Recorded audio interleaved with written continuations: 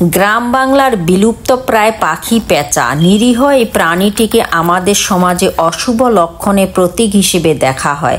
তাই পেঁচার শব্দ কিংবা উপস্থিতি মানুষকে আতঙ্কিত করে। অনেকে মনে করে পেঁচা অমঙ্গল ও বিপদ আপদ ডেকে আনে। ইসলামে এসব কথার কোনো ভিত্তি নেই, বরং হাদিসের ভাষ্য দ্বারা বোঝা যায় জাহিলি যুগেও পেঁচাকে অমঙ্গলের প্রতীক মনে করা হতো। ইসলাম এর বিরোধিতা করেছে। আবু হুরায়রা রাদিয়াল্লাহু তাআলা বলেন, রাসূল সাল্লাল্লাহু আলাইহি ওয়াসাল্লাম বলেছেন, রোগের কোনো সংক্রমণ নেই, সফরের কোনো অশুভ আলামত নেই, পেঁচার মধ্যেও কোনো অশুভ আলামত নেই।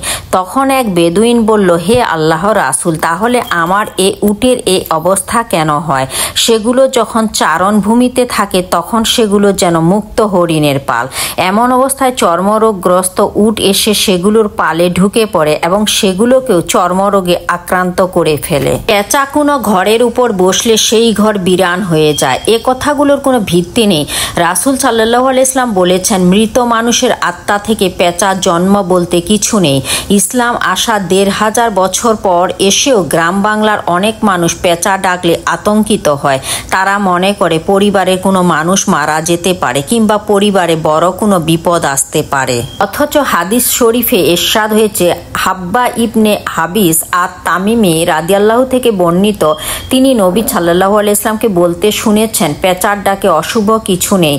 ফালি হলো অধিক নির্ভরযোগ্য শুভ লক্ষণ এবং বদনজর সত্য বা বাস্তব। মহান আল্লাহ আমাদের সব ধরনের কুসংস্কার থেকে দূরে থাকা তৌফিক দান করুন।